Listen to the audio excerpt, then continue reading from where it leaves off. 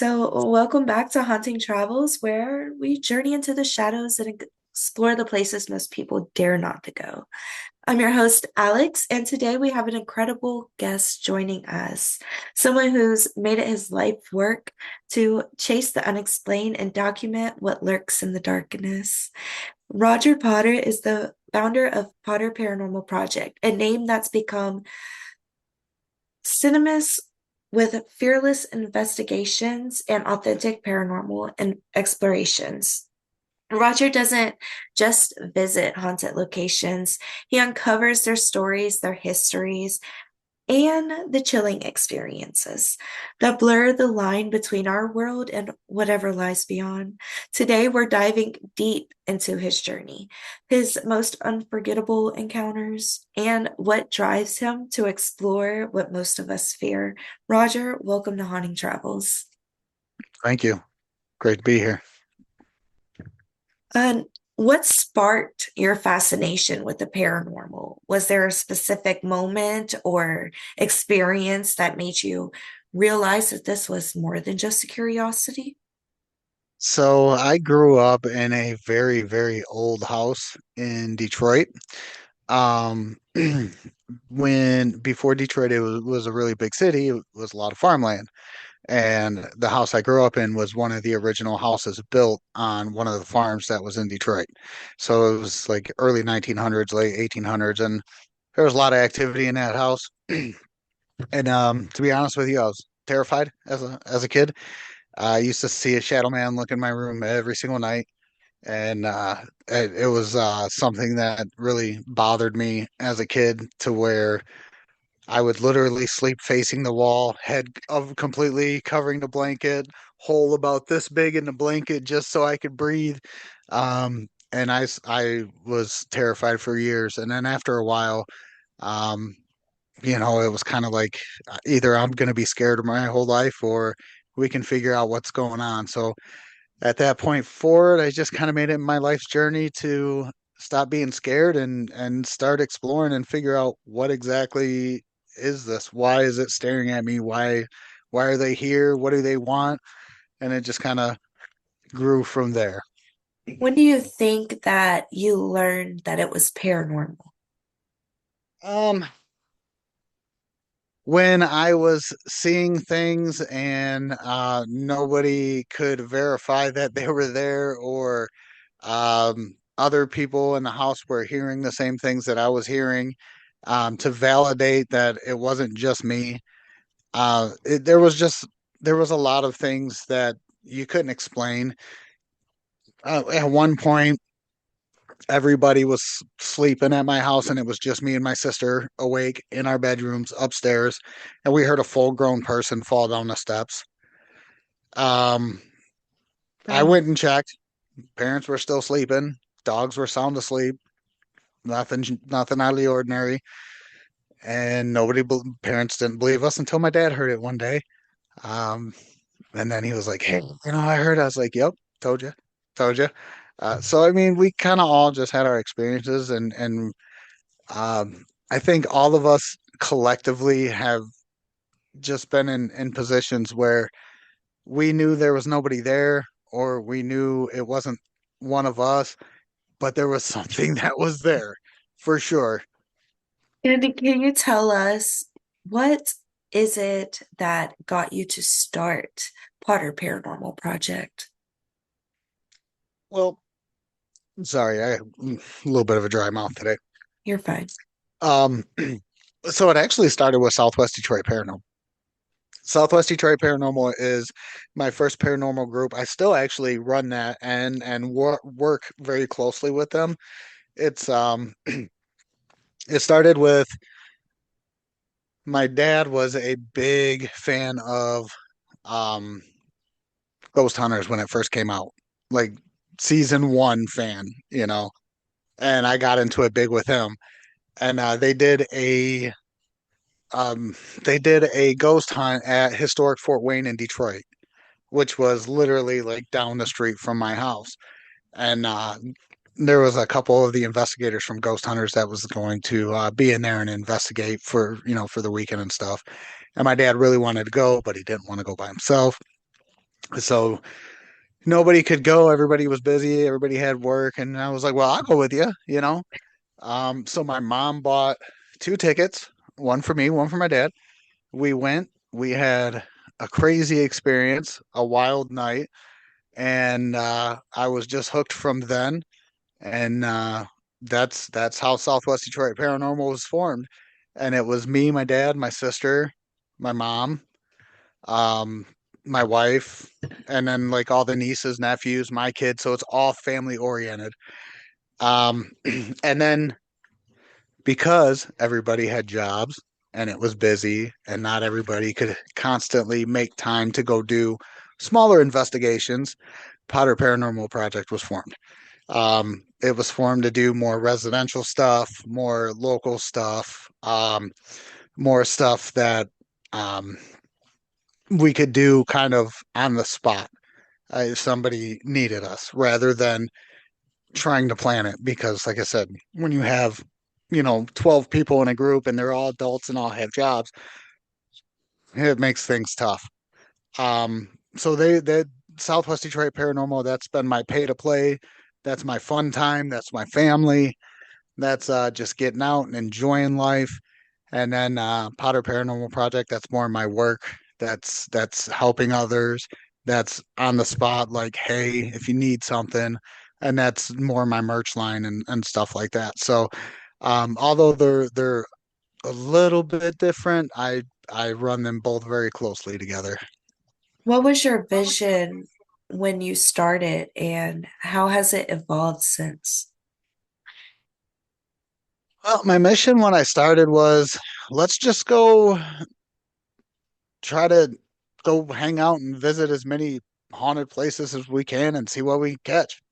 Like let's just get together and do some crazy shit on the weekend that nobody else really does. Um, and then we started doing it and it was a blast and I started wanting to do it more, and with everybody working it was hard. So I got more into the social atmosphere of things and the communications and the connections and building networks and things like that, and branching out, meeting new people and networking. So it's turned into a lot more than I ever thought it was going to be. This was supposed to be just let's go do some cool shit on the weekend and go visit some places we never thought we'd go to. Now I'm on course to go to Missouri this year. I'll be going to Pennhurst with just keeping it real here in May. I just did Ohio in February. I went to New York in December. Like this thing has blown up to a magnitude that I'd never imagined. And I'm just having a blast doing it, to be honest. Well, I'm excited for you. I'm also excited for me this year because I get to go to the Warrens house. So, That's a bucket list place for me. I definitely want to see. Now, I just found out. I'm sorry. I know I like jumped there. no, no, I'm you're like fine. a little bit ADHD, I, and um, but I just found out that Annabelle's going to be at Pennhurst Paracon this year, and I will also be at Pennhurst Paracon this year with just creeping it real. So Annabelle's my bucket list. Yeah, I have a. I wish I would have brought it out here for you guys. It's in my office, but I have a like life size Annabelle Raggedy Ann doll in my oh, office. really? Did you I'm get it from the site where they kept it inside the museum? no, even better. I bought it at a thrift shop. Oh, well, hey, you So know you it. never know what's coming with it. Yes, because some of mine have came from thrift shops. Yeah, yeah. So um I'm actually gonna build it a Annabelle style case and display it in my front room. That's Um gonna be awesome. we're spooky people. We're spooky year round. As you can see, I don't know if you can see, but I got bats and shit on my wall and Yes, I was looking at that. I do like that. yep, that's year round for us. So, what is your approach when investigating and your thoughts on skepticism? So this is where a lot of people either love me or hate me. I am a big skeptic. Um, I have spent many, many years studying criminal justice and policing and things like that. So I approach my investigation work as if I am a detective on the police department, and I'm looking for all logical reasoning of why things can be the way that they are. Um, I have been on several investigations where people have claimed paranormal activity, and I have debunked it while we were there, and they were not so happy because I kind of ruined their evidence. However, I have had some where I've debunked theirs and they have thanked me and, hey, I never really would have thought about it like that. And, I've really opened our eyes to some different things. So it depends on what you're looking for when you investigate with me. I try to be as honest with people as I can. Um, I've been doing this for, I don't know, what, 20 years. And I have maybe five real good pieces of evidence I mean, because I've you have to have skepticism. You have to do debunking when you're paranormal investigating because not everything is a ghost, not everything is a spirit, not everything is an entity. Something's going to be a wind. You might have a rodent. I mean, come on, yep, leaky and pipes. yep, yep. So I have debunked just about every experience that I've had. There have been very few that still to this day um, they just I can't figure them out. Um, they still drive me crazy because I can't figure them out. But that's why we do it. Do you have your phone on you? My phone? Yeah. Yeah. I'm going to send you this evidence real quick. I'm going to put it in the podcast. I want you to listen to it and then I want your thoughts on it. So just give me 1 second. This was just out of the blue for me No, you're good. because I love skepticism. I'm a big skeptic. I'll be honest. I'm gonna And like one of my favorite people that I've actually met through the paranormal world is Tiffany with from Beyond Logic with Tiffany. I've investigated with her a few times, and she's a blast. And when we first started, she was more on, she's more of a medium and things like that, and I'm the skeptic.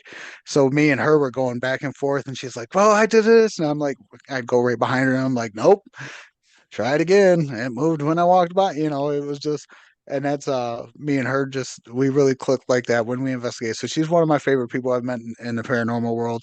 I love investigating with her. We actually have some more stuff planned on coming up. We've done a couple already. But if you ever get a chance to investigate with her or you get a chance to bring her on your podcast, she's awesome. okay, I'll definitely check her out. So this is during a interview that I took at the Devil's Tramping Ground. The person you see was the person I was interviewing. Um, you hear my real name and then help us. So that's what I hear at least. Clear as day EVP right into the microphone. That's a clip of the long video, which is on my YouTube if you want to watch the long video and find that part. I would But there's a definitely go clip back and of it. watch it. I would definitely go back and watch it afterwards. But for sake of podcast, I will check this out now. Um, so bear with me for a second. I'm gonna switch headphones. You're fine. Started Rolling. lining up around us, Oh, which wow. was a lot. A lot. It's a lot to take in at Scary. once. It is. Yeah. But amazing. It at is the same amazing, time. absolutely. Yes. It's right in the beginning. Yeah, it's like, Aaliyah, help us. It's like clear as day. I feel like that's one of my clearest EVPs I've ever captured. That's wild. That's wild. That was good. That was definitely good. I would have to spend some time on that one. But at first listen, that's a pretty good one. Um, Some I got people one. say that they don't hear that. They hear, we all see you, but I just hear what I hear. It was hard to pick up exactly what it was saying, but I definitely hear the whisper, and it was none of you guys. So I have a wild one that I'm gonna pull up here real quick, and I'm gonna send you in ours that you can listen to. It is it's one of the wildest ones that I've ever caught. Um, let me see. Good morning. This is Roger from Paranormal Project, and I know the background looks a little different today, guys. I'm not in my office. I had to step away, but that doesn't mean I'm taking a day off. Still working on content for you guys. I do have a little clip here. This clip is when Paranormal Project and Southwest Detroit Paranormal collaborated together on an investigation at Eloise Insane Asylum in Wayne, Michigan. It's one of the most haunted locations, not only in Michigan but in the country. So it was an absolute pleasure to get into that place, and it was one of the most fun experiences I ever had. So a clip that I got coming to you guys, it's one of the craziest experiences that I've had. I'm not going to tell you guys what happens. I want you guys to listen for it and see if you can catch it. But I will tell you that this is absolutely one of the craziest experiences that I ever heard. So take a listen, check it out. Tell me what you guys think down in the comments. Um, and check it out.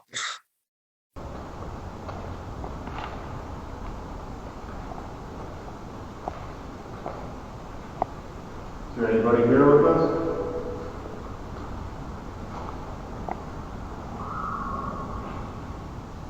Okay, Can you radio your people, see if anybody listens? I am.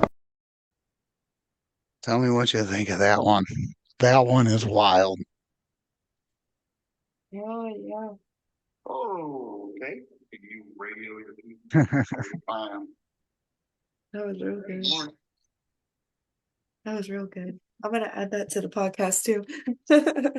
That's crazy, right? It That is. scream. Yeah, that was real good.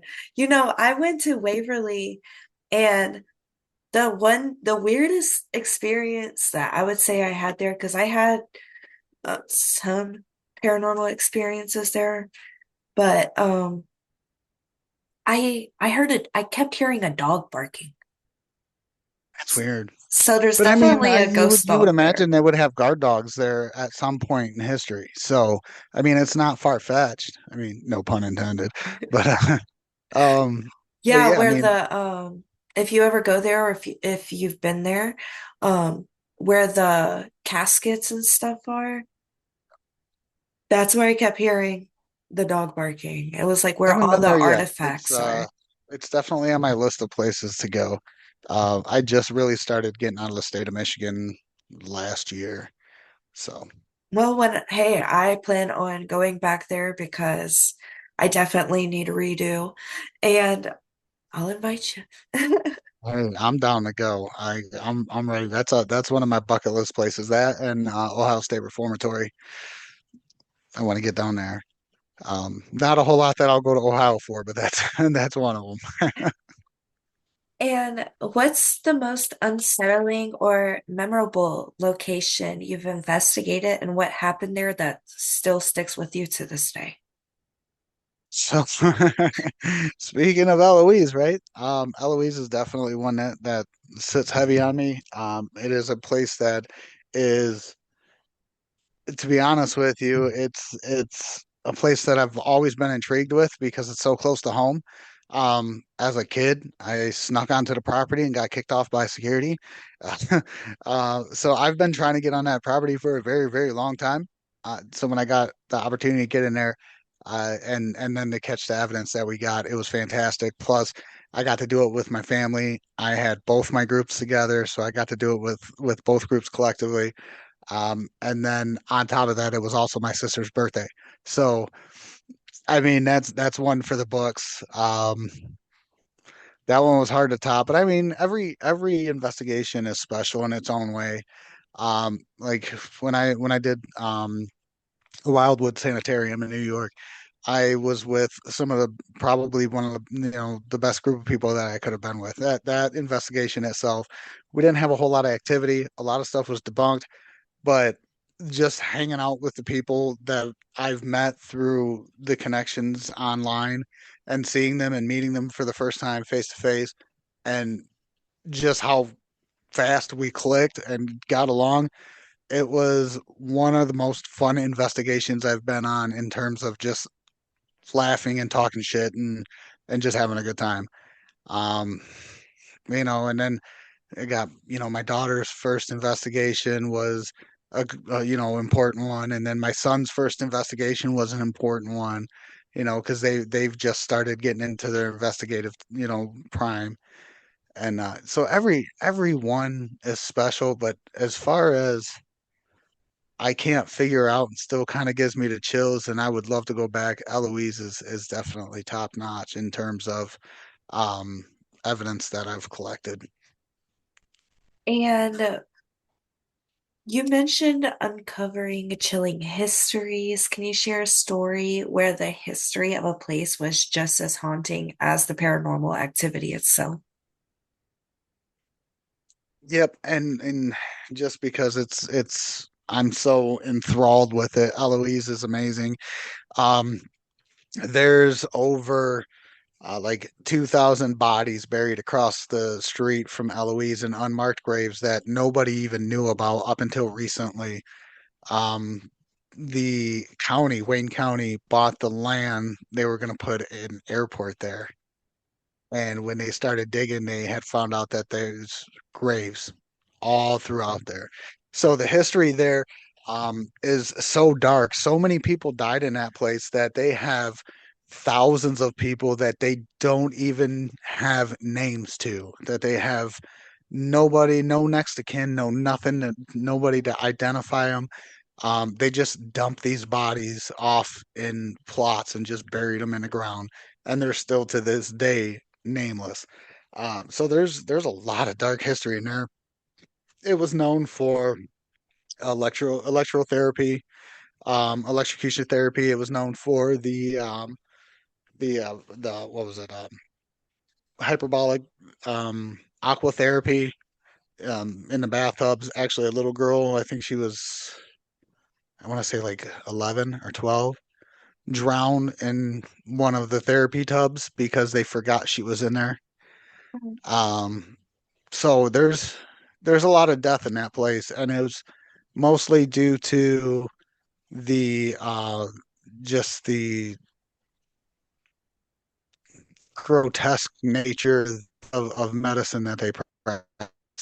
Me, it's horrible and it's sad and it's disturbing, but man, it's interesting. So, with you having experiences with, the policing experiences and stuff, and being a skepticism and being able to debunk things, have you ever encountered something that you simply couldn't explain, even with all your experience? Yeah, and you know what? I'll leave Eloise out of it this time because I'm going to give you guys another experience that I had. And it was an experience that not only I had, it was me and my daughter, my youngest daughter actually, who also now investigates with me full time on both teams. Um, so for a while, I lived down in Detroit, and I lived literally like two doors down from my mom. So I was always at my mom and dad's house. They had a pool and all kinds of stuff. So I always took the kids over there to go swimming, yada yada yada. And we were over there hanging out one day, and I was upstairs for some reason, and I come downstairs, and my daughter was behind me, and what I thought what was my now ex-wife was in front of me, walking down the hallway. So I followed her, and She walked into the kitchen, and right through the kitchen is the back door to go out to the backyard. So I was like, hey, where you going? I want to ask you something. So she kept going, door open. She walked out the back door, and I was like, okay, all right. So I walked out, I opened the door, and I'm like, where you going? And there was nobody out there. And my daughter was right behind me. And I'm like, you've seen somebody walk out here too, right? And she was like, yeah, like, wasn't mom in front of you? And I was like, yeah, I thought so. And she was like, mom. And then her mom answered from the room behind us. That's crazy. And This there was nobody out there. And I just looked at my kid and I'm like, "E- yeah. And she was like, yep. I'm like, okay. I want to make sure I'm not crazy. My fiance has told me a similar story to that when he was younger. He said that he saw his dad. He said, but when he saw his dad, he was like dressed as if he would when he was younger. Right. And he said that his dad had walked out the back door, the, and the one that was dressed younger, and he kept asking him like, "Why are you dressed like that?" But his dad wouldn't answer him. And then as soon as he closed the back door, his actual dad came through the front door. Yeah, that's wild. See, here's another good one for you. So at my mom's house, it was when I was a little bit younger, so I was still living there. And I was the way my mom's house it was set up kind of weird. You had a living room and then a front room, and then a real long hallway that ran the length of both of those that went into the kitchen. And then there was an entrance from the kitchen to the living room, and an entrance from the living room to the front room, and it was like a big rectangle, you know. So I was standing in the that front room where the computer was, and you could see into the hallway, and it was right by the front door. And I was standing there, um, you know, and then I seen somebody walk past, blue jeans, white t-shirt, curly blonde hair, walk past, walk out the front door, and I'm like, "Hey, Ma, where are you going?" And my mom was behind me. She was like, "What are you talking about?" And I was like, "No way!" Like I was like, "There's no way." So I walked out front, nobody out there, whatever. So I told my mom about it, and my mom also grew up in that house when she was a kid. So my mom's been there since she was younger. And she looked at me and she said, blue jeans, white t-shirt? I said, yeah. And she said, I seen him when I was about your age standing next to your uncle's bike in the hallway. Wow. And I was like, oh, okay. So she described him to a T to me. She had also seen him when she was younger, standing next to my uncle's motorcycle in the hallway. So do you think you and your mother has gifts or did I have I think gifts? so. I think we're both sensitive. We're both empaths. Mine is more. I can see things if it's strong enough. If it manifests strong enough. I'm more of an energy guy. I can feel shifts of energy. I can feel shifts of people's energy.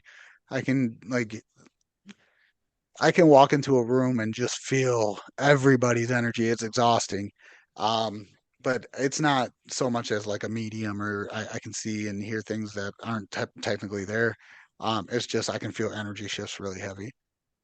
Okay. And sorry. You good?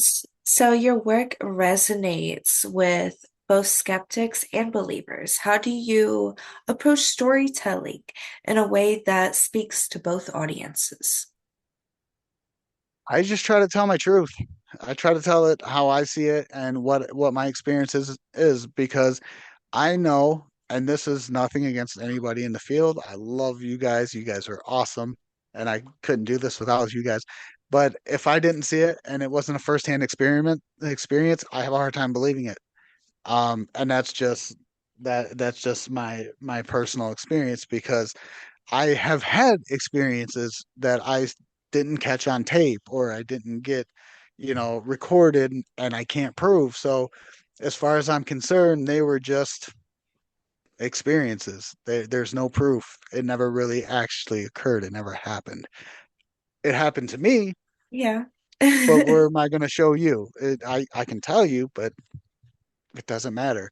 And I kind of take that same grain of salt when, I love to hear people's stories, and I love to see. I'm very good at a judge character where I can usually tell if somebody's lying or if they feel actually genuinely believe what they're telling me. Well, I would hope So it's so with, yeah. police. So I take that into context as well. And I take people's you know, genuine reaction into consideration when I listen to stories and tell stories. So,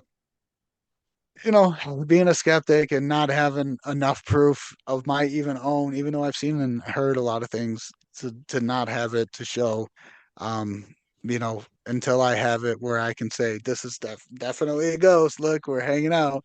I'm always going to be skeptical of what's around me. So, beyond investigations, you've built a brand with merchandise and a distinct style. How important is the creativity side of what you do? I think it's important in terms of it gives people a genuine sense of who I am. I don't try to get on here and put on a fake persona for anybody. I don't try to fake who I am for anybody. What you see is what you get. I'm imperfect. I say stupid things. I have made mistakes. I have apologized for mistakes.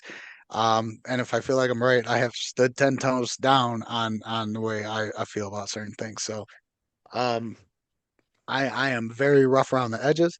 I grew up in a very rough city, and I'm just always going to be who I am. And I think that's enough for people to chime in and check out and build a brand off of my likeness rather than what I'm doing and necessarily because we all know like there's no money in paranormal. We do it because we love it. We do it because we have questions, we have answers of our own. But it's expensive. Yes, yes, yes. So if people just enjoy me being the absolute menace that I am and the character that I am as a genuine person, then you know what? Let's sell my likeness a little bit and be creative with my own chaos and go that route. So, it's been fun. Well, I'll tell you what, I've noticed that the best places to investigate are the ones that people don't know nothing about, or they have like little knowledge. It's not like world widely known or USly known. Like again, like we were talking about the Devil's Tramping Ground. That's in North Carolina, here where I live, and it's just known locally. And like I've had the best evidence captured from there, and it's cheap. It's only $15 That's to, dope. It's yeah. so hard to find places that are cheap. Yeah, well, I mean, you're camping in the woods, but Yeah. the owners, Listen, I'm an outdoorsy guy, so that's right, that's me right up too. my alley. Well, I'm a outdoorsy girl, but yeah. I got what you were saying. Tomato, But tomato. right, pickle pockle. But you talk about building a community of people who question what lies beyond. What does that community mean to you, and how do they inspire your work? The community means a lot to me. Um, I didn't think, like I said, I didn't think that I was ever going to be 6,000 followers deep on here acting a fool most days. Now, granted, I haven't been on here in the last couple of weeks because I've been dealing with health issues and some other things. I've been as vocal and honest about that as possible as well because I try to be as real and genuine with everybody. But it's the community has been huge because we've really built an awesome network, a supportive network of people across not only the country, but stretching into other parts of the world. I mean, I have friends now in the UK that I would have never met if it wasn't for this. I have friends in Australia. I mean, there's people in the paranormal world that in Japan that are chiming into our chats and our podcasts. And when you're reaching that far out across the globe, it really means something. It means that you're um, you're making an impact, and the impact is reaching, and you're bringing these people together. It's an awesome feeling, and it's just one of those things. Like, how cool would it be if you're in, say, Minnesota, and you're like, oh yeah, I got a couple groups up here, like let's hit a spot, and you can just call somebody up, Right. and that's what we're just trying to build. I think that's more important. I think the connection is more important than the literal investigations themselves. Yeah, I mean, the evidence is important, the science behind it is important, but building the community that we have built, I think, is one of the most notable things that we've done in this. Now, granted, you can't please everybody.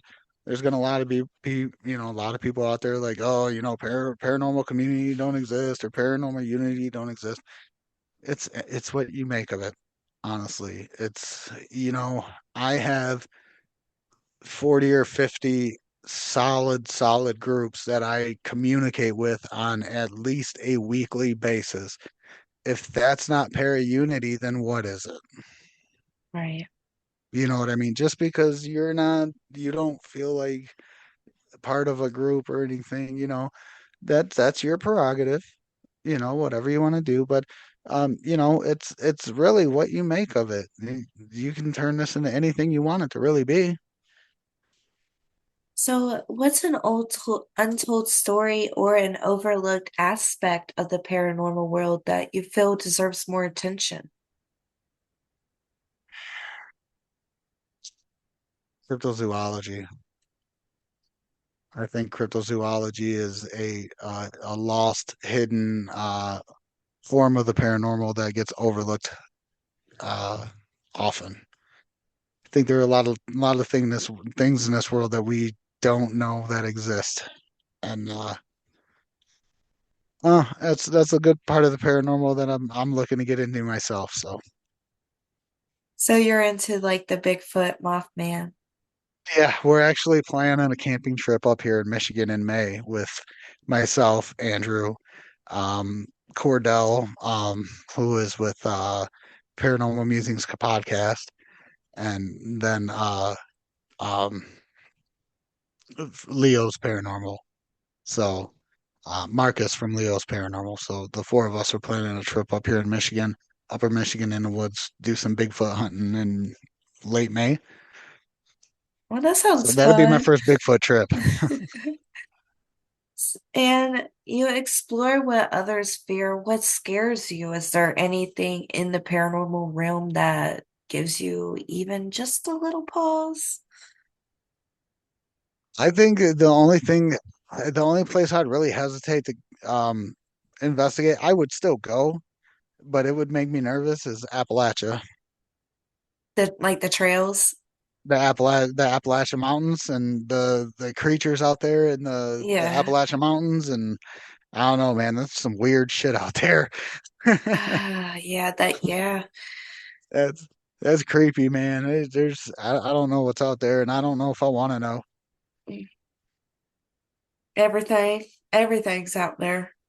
Yeah, I that's that. I think I watch these videos of people camping out there in the Appalachian Mountains, and I'm like, I want to do it, but to be honest, I'm a little scared too. that's like nothing really. Like, I can stay in the most haunted places in the country. Like, I've stayed in the basements of like the places like Eloise and Ashmore Estates, and but put me in the middle of the mountains. I'm like, oh, I don't know if I like this shit. Right.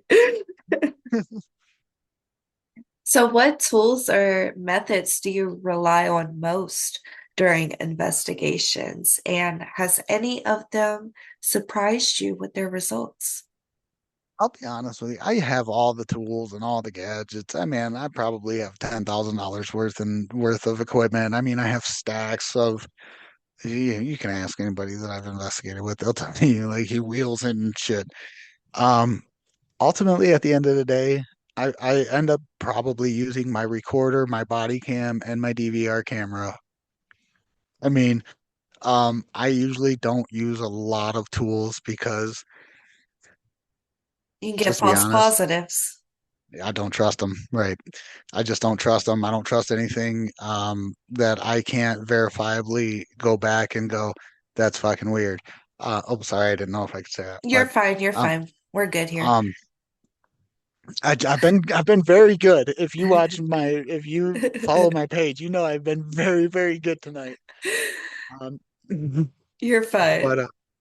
yeah, so I just even like uh REM pods, they're all based off everything that's basically a REM pod or even music boxes, anything noise boxes, all of it is based off of EMF detection in the atmosphere, which there's almost there's so many different things that give off electromagnetic fields in the atmosphere. There's natural electromagnetic fields in the air.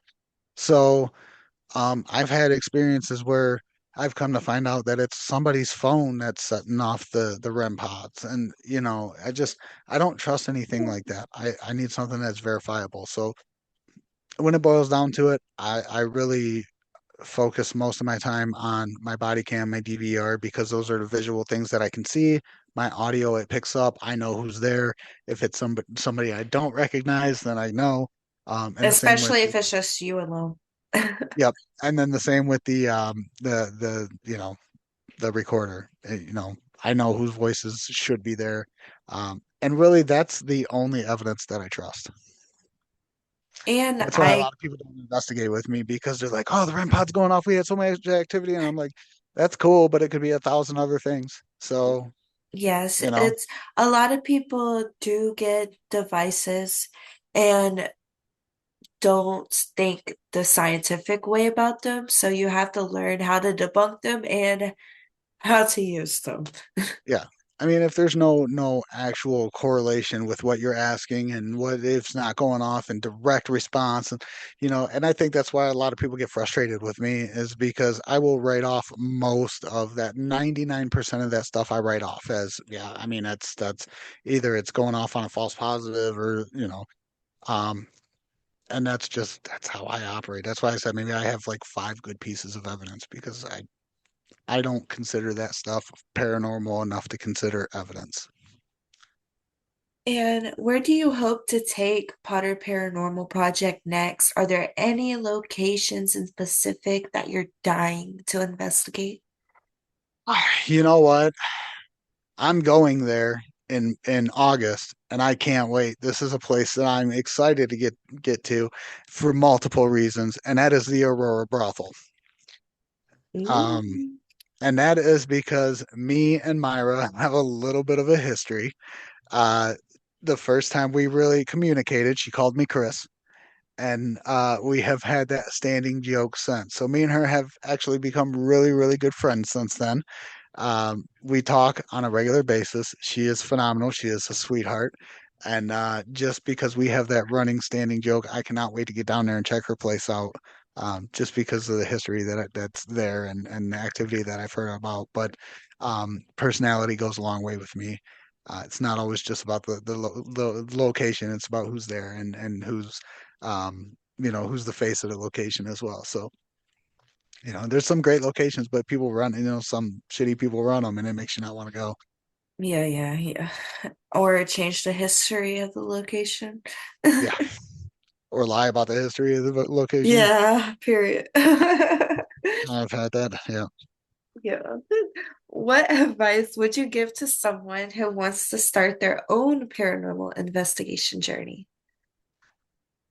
not everything is paranormal. And not Um, everything is a demon. right. Demons are so very few and far between. Like, don't believe the things that you see on the paranormal entertainment shows because they're not paranormal investigators; they're paranormal entertainers. Um, keep an open mind. Not everything is a ghost. Um, it is probably not a demon because I've been doing this for 20 years and I've never had a demon or anything possess me or I, it's just um and trust yourself more than you trust your equipment.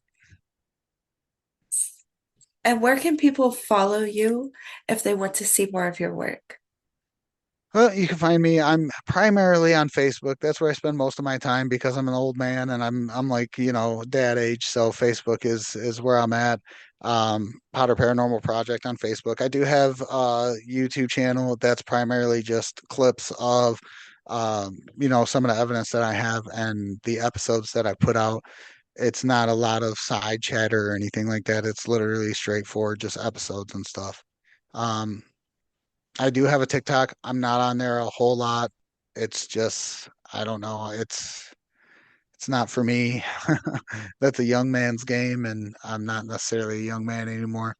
Hey, I'm Um, young and I do not get TikTok at all. I don't get it. yeah, it's not for me. But I'm primarily on Facebook. I do have the other socials. They're all listed under Powder Paranormal Project. That name is consistent across the board. TikTok, Instagram, YouTube, Facebook, and then we do have our website www.potterparanormalproject.com. So that's up and running as well. So we're all over the place. Um, like I said, things haven't been as active the last couple weeks. That's just been due to the health and things of that nature. This is the time of year where, if you've been following me, I have severe stage fibromyalgia. This time of year is in the transition of the pressures of the weather. It makes me feel pretty miserable. So I need some time to adjust. And that's essentially where we're at. And that's why I'm still doing a podcast and doing it because I still love what I do. But it's just hard for me to do the bouncing around and the social stuff when I'm feeling the way that I do. So I'm not dead. I'm here. I'll be back. I'm just on a little bit of a healing break. Well, let's get a get well soon in the comments below. Go ahead and subscribe to Haunting Travels and Roger Potter on YouTube right there just by hitting that subscribe button. Wait, it's going to be on this side. So click it right there. And then I'll have everything down in the description below. I think I just said that. Roger, thank you so much for joining us today and sharing your incredible experiences and insights, your fearless dedication to exploring the unknown and giving voice to these untold stories is truly inspiring to our listeners. If you want to follow Roger's investigations and join the Potter Rogers Oh, sorry. And join the Potter Paranormal Project community. Make sure to check out his work. Links will be in the show notes. Remember, the world is full of mysteries waiting to be uncovered, and sometimes the most interesting stories are the ones that make us question everything we think we know. And until next time, keep exploring, stay curious, and don't be afraid of what's haunting out there. This is Haunting Travels, and thank you for listening. Bye.